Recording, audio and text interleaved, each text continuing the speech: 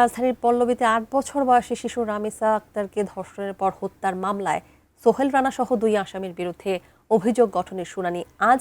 এই মুহূর্তে ঢাকা মহানগর শিশু সহিংসতা দমন ট্রাইব্যুনালের সামনে আছেন সহকর্মী জাভেদ আক্তার। বিস্তারিত জানতে আমরা সরাসরি যুক্ত হচ্ছি তার সঙ্গে। জাভেদ, কখন নাগাদ শুনানি শুরু হতে পারে? মহানগর শিশু সহিংসতা দমন ট্রাইব্যুনালের সামনে আছি এবং আপনি জানেন যে আজ এই চাঞ্চল্যকর যে মামলাটি রামিসা হত্যা মামলা এবং রামিসাকে ধর্ষণের পর যে হত্যা করা হয়েছিল সেই মামলাটির অভিযোগ গঠনের শুনানির জন্য আজকে দিন ধার্য রয়েছে এবং এই ঈদের ছুটি সব কিছু মিলিয়ে যে কোর্টের যে ভ্যাকেশন তার মধ্যেই শুধুমাত্র এই মামলাটি শুনানির করার জন্যই অভিযোগ গঠনের শুনানির জন্যই আজকে এই বিশেষ আদালত তারা এখানে কোর্ট বসবেন এবং যে বিচারক আছেন মাসরুর সালেকিন তার ছুটি ক্যান্সেল করে তাকে এখানে নিয়ে আজকে এটি অভিযোগ গঠনের শুনানির জন্য তাকে রাখা হয়েছে। এর আগে যে প্রেক্ষাপটটা সেটি হচ্ছে গত ২৪শে মে সবশেষ এই মামলার যে প্রধান আসামি সোহেল রানা তাকে এখানে হাজির করা হয়েছিল এবং তার স্ত্রী স্বপ্না খাতুন দুজনকেই আদালতে হাজির করা হয়েছিল।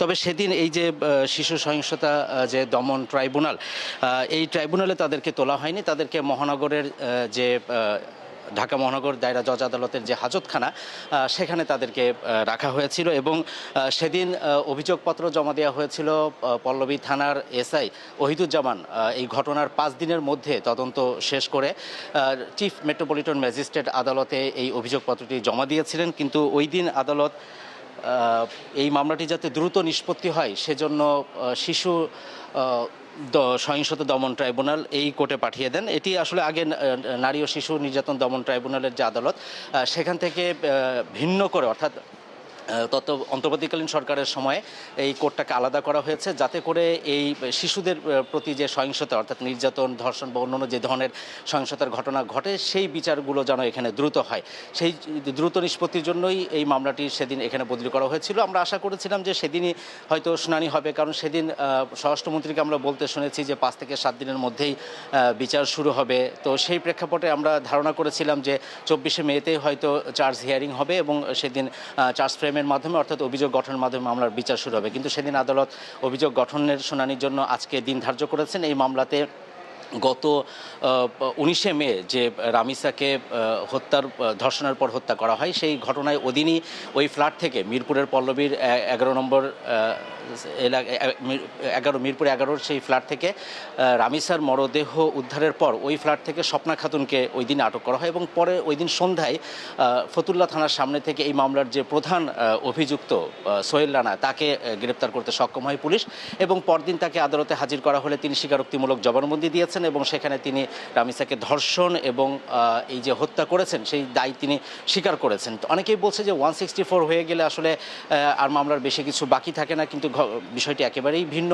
এখানে অনেক সময় হয় যে পুলিশ জোর করে হলেও অনেক সময় 164 নেওয়ার ঘটনা আমরা আগে দেখেছি, যে কারণে শুধুমাত্র স্বীকারোক্তিমূলক জবানবন্দির উপর ভিত্তি করে বিচার করা যায় না। এখানে আরও অন্যান্য যে সাক্ষী রয়েছে, যে এভিডেন্সগুলো রয়েছে সেগুলো এখানে আসবে। রাষ্ট্রপক্ষে মামলা পরিচালনার জন্য সুপ্রিম কোর্টের আইনজীবী আজিজুর রহমান দুলু তাকে স্পেশাল পিপি বা বিশেষ পাবলিক প্রসিকিউটর হিসেবে নিয়োগ দেওয়া হয়েছে। তিনি ইতিমধ্যে আদালতে এসেছেন, তার সাথে কথা হয়েছে।